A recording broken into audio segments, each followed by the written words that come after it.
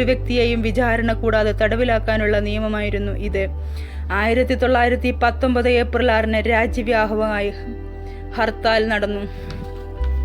നിസ്സഹകരണ പ്രസ്ഥാനം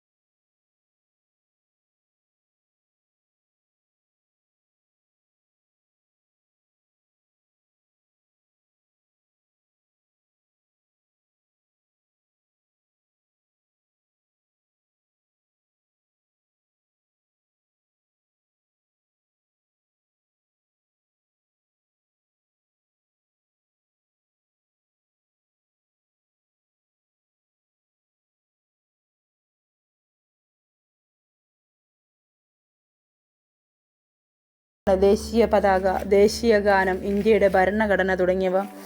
ദേശീയ പതാക സ്വാതന്ത്ര്യം ലഭിച്ചതോടെ കോൺഗ്രസിൻ്റെ കൊടി അനുയോജ്യമായ മാറ്റങ്ങൾ വരുത്തി ദേശീയ പതാക ആക്കുകയായിരുന്നു. ചർക്കയ്ക്ക് പകരം സാരനാഥിലെ അശോകസ്തംഭത്തിലുള്ള ചക്രം ചിഹ്നമായി. പതാകയുടെ മുകളിലുള്ള കുങ്കുമം ഇന്ത്യക്കാരുടെ ത്യാഗത്തിൻ്റെ പ്രതീകമാണ്. വെളുപ്പ് സത്യത്തെയും പ്രകാശത്തെയും സൂചിപ്പിക്കുന്നു. മണ്ണിനോടും പ്രകൃതിയോടുമുള്ള ആത്മബന്ധത്തിൻ്റെ അടയാളമാണ് പച്ച. ധർമ്മത്തിൻ്റെയും കർമ്മത്തിൻ്റെയും പ്രതീകമാണ് നീല നിറത്തിലുള്ള അശോകചക്രം. അതിന് 24 ആരക്കാലുകളുണ്ട്. ജവഹർലാൽ നെഹ്റു 1947 ഓഗസ്റ്റ് 16 രാവിലെ 8:30 ഡൽഹിയിലെ ചുവപ്പുകോട്ടയിൽ ദേശീയ പതാക ഇന്ത്യയിൽ ആദ്യമായി ഉയർത്തി. തുടർന്ന് എല്ലാ വർഷവും ഓഗസ്റ്റ് 15 രാവിലെയാണ് ചെങ്കോട്ടയിൽ പതാക ഉയർത്തൽ. ഇന്ത്യയുടെ ആത്മാവറിഞ്ഞ ഗാനമാണ് മഹാകവി രവീന്ദ്രനാഥ് ടാഗോർ ഇന്ത്യക്ക് രചിച്ചു തന്നത്. 1911 5 ചരണങ്ങളിലായിട്ടാണ് ഈ ഗാനം തിരഞ്ഞെടുത്തത്. സ്വതന്ത്ര രാഷ്ട്രത്തിലെ ഭൂപ്രകൃതി താളാത്മകമായി ജനഗണമനയിൽ പ്രതിഫലിപ്പിച്ചിട്ടുണ്ട്. പൊതുവായ ചരിത്രാവബോധം, സംസ്കാരം, ഭാഷാവബോധം, അഭിപ്രായബോധം എന്നിവ ജനഗണമനയിൽ മഹാകവി ഉൾക്കൊള്ളിച്ചിരിക്കുന്നു. ജനഗണമനയുടെ ദേശീയ ഗാനത്തിൻ്റെ അർത്ഥമൊന്ന് നോക്കാം. സമ്പൂർണ്ണ ജനതയുടെയും മനോനായകനും ഭാഗ്യവിധാതാവുമായ അങ്ങ് വിജയം കൊള്ളുക. ഈശ്വരനെ പ്രകീർത്തിക്കുകയല്ലേ അവിടെ. പഞ്ചാബ്, സിന്ധ്, ഗുജറാത്ത്, മറാത്ത, ദ്രാവിഡ ദേശങ്ങൾ, ഒഡീഷ, ബംഗാൾ എന്നീ പ്രദേശങ്ങൾ ഹൃദയാത്മന അങ്ങയുടെ നാമം പ്രകീർത്തിക്കുന്നു. അങ്ങയുടെ മഹത്വം വിന്ധ്യ ഹിമാചല പ്രദേശങ്ങളിലും പ്രതിധ്വനിക്കുന്നു. യമുനയും ഗംഗയും ഉതിർക്കുന്ന സംഗീത ധ്വനികളിൽ അങ്ങയുടെ മഹിമ സാക്ഷ്യം വഹിക്കപ്പെടുന്നു. ഭാരതത്തിൽ മഹാസമുദ്രങ്ങളിലെ ഉയർന്നു പൊങ്ങുന്ന അലമാലകൾ അങ്ങയുടെ യശസ് വിളംബരം ചെയ്യുന്നു. സർവ്വജനതയ്ക്കും മംഗളം പ്രദാനം ചെയ്യുന്ന ഭാഗ്യവിധാതാവേ, അങ്ങ് വിജയം കൊള്ളുക, അങ്ങ് വിജയം കൊള്ളുക, വിജയം കൊള്ളുക. അങ്ങയുടെ ഉത്കൃഷ്ടവും ആനന്ദകരവുമായ ആഹ്വാനം രാവും പകലും ഭേദമില്ലാതെ സർവ്വദേശങ്ങളിലും വ്യാപരിക്കുന്നു. ഹിന്ദുക്കളും ബൗദ്ധരും സിഖുകളും മുസൽമാന്മാരും പാർസികളും ക്രിസ്ത്യാനികളും പൗരസ്ത്യരും സാർവത്രിക സ്വഭാവത്തോടുകൂടി അങ്ങയുടെ സവിധത്തിലെത്തുന്നു. അങ്ങയുടെ സ്നേഹവായ്പിൻ്റെ വൈവിധ്യങ്ങൾ സ്മരിച്ചുകൊണ്ട് അവൾ വിലയം പ്രാപിക്കുന്നു. ഇത്തരത്തിൽ സ്നേഹത്തിലൂടെ മാനവികത കാത്തുസൂക്ഷിക്കുന്ന ഭാരതമാത ഭാഗ്യവിധാതാവേ, അങ്ങ് വിജയിക്കട്ടെ, വിജയിക്കട്ടെ. എന്തൊരർത്ഥമാണല്ലേ ദേശീയ ഗാനത്തിന്. ഇന്ത്യ എന്ന വികാരം നെഞ്ചിലേറ്റുമ്പോൾ ഈ ദേശീയ ഗാനത്തിൻ്റെ അർത്ഥം പോലെ എല്ലാ പ്രശ്നങ്ങളിലും ഒറ്റക്കെട്ടായി നിൽക്കാൻ നമുക്ക് കഴിയട്ടെ. നാം എപ്പോഴെങ്കിലും ഭരണഘടനയെക്കുറിച്ച് ചിന്തിച്ചിട്ടുണ്ടോ? ഒരു രാജ്യത്തിലെ ഭരണവ്യവസ്ഥ, സംവിധാനം, ഭരണകൂടത്തിൻ്റെ അധികാരങ്ങൾ, ചുമതലകൾ തുടങ്ങി ഒരു പൗരൻ എന്ന നിലയിലുള്ള മൗലിക അവകാശങ്ങൾ, പൗരന് രാഷ്ട്രത്തോടുള്ള കടമകൾ തുടങ്ങിയ കാര്യങ്ങൾ നിർവചിക്കുന്ന അടിസ്ഥാന നിയമസംഹിതയാണ് ഭരണഘടന. ഇന്ത്യ ഒരു പരമാധികാര സോഷ്യലിസ്റ്റ് മതനിരപേക്ഷ ജനാധിപത്യ റിപ്പബ്ലിക്കാണെന്നും രാജ്യത്തെ ജനങ്ങൾക്ക് സാമൂഹികവും രാഷ്ട്രീയവും സാമ്പത്തികവുമായ നീതിയും ചിന്താ സ്വാതന്ത്ര്യം, ആശയ സ്വാതന്ത്ര്യം, സ്ഥിതി സമത്വം, അവസര സമത്വം തുടങ്ങിയവയും ഉറപ്പുവരുത്തുമെന്നും ഭരണഘടന ആമുഖത്തിൽ ജനങ്ങൾക്ക് ഉറപ്പു തരുന്നു. ഒരു വ്യക്തി ഒരു വോട്ട് ഒരേ മൂല്യം എന്ന ആശയത്തിലധിഷ്ഠിതമായ തിരഞ്ഞെടുപ്പാണ് ഇന്ത്യൻ റിപ്പബ്ലിക്കിൻ്റെ അടിസ്ഥാന ശില. രാഷ്ട്രത്തിൻ്റെയും പൗരന്മാരുടെയും അന്തസ്സും ഐക്യവും സാഹോദര്യവും അഖണ്ഡതയും വളർത്താനും സംരക്ഷിക്കാനും ഭരണഘടനയോടൊപ്പം നാമും ബാധ്യസ്ഥരാണ്. നമ്മുടെ മൗലിക അവകാശങ്ങളെക്കുറിച്ച് പ്രസിദ്ധീകരിക്കുന്നത് ഭരണഘടനയുടെ 3-ാം ഭാഗത്ത് 12 മുതൽ 35 വരെയുള്ള വകുപ്പുകളിലായാണ്. 1950 ജനുവരി 26 ഭാരതം സ്വന്തം ഭരണഘടനയ്ക്ക് കീഴിൽ വന്നത്.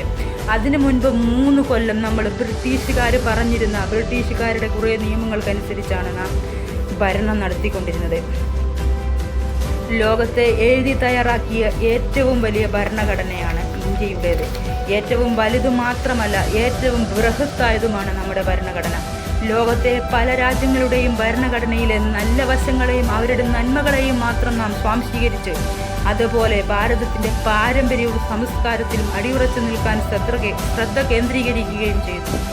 പൗരന്മാരോടുള്ള സമീപനത്തിലെ നീതിയും ധാർമ്മികതയും അവസര തുല്യത, അധസ്ഥിതരോടുള്ള മമത തുടങ്ങിയ ആശയങ്ങൾ ഉപനിഷത്തുകളിൽ നിന്നാണ് നാം കടം കൊണ്ടത്. അങ്ങനെ നല്ലതെല്ലാം നാം എടുത്തു നമ്മുടെ ഭരണഘടനയാക്കി. അതിൻ്റെ വിശദമായ വിവരണങ്ങളിലേക്ക് ചെറുതായി ഒന്ന് പോകാം. ഏകദേശം 1 നൂറ്റാണ്ട് കാലം നീണ്ടുനിന്ന സ്വാതന്ത്ര്യ സമരത്തിനു ശേഷം സ്വാതന്ത്ര്യം ലഭിക്കുമെന്ന് നാം ഉറപ്പാക്കുകയും ശേഷം 47 സ്വാതന്ത്ര്യം കിട്ടുകയും ചെയ്തതിനു ശേഷം 49 നവംബർ 26 ഇന്ത്യൻ ഭരണഘടന സ്വീകരിക്കുന്നത്. ഭരണഘടന എഴുതി തയ്യാറാക്കാനെടുത്ത സമയമായിരുന്നു 2 വർഷവും 11 മാസവും 18 ദിവസവും. ക്വാസി ഫെഡറൽ സ്വഭാവമാണ് ഇന്ത്യൻ ഭരണഘടനയുടേത്. നിലവിൽ വന്ന സമയത്ത് ഇതിൽ 395 അനുച്ഛേദം, 8 പട്ടിക, 22 ഭാഗമായിരുന്നു.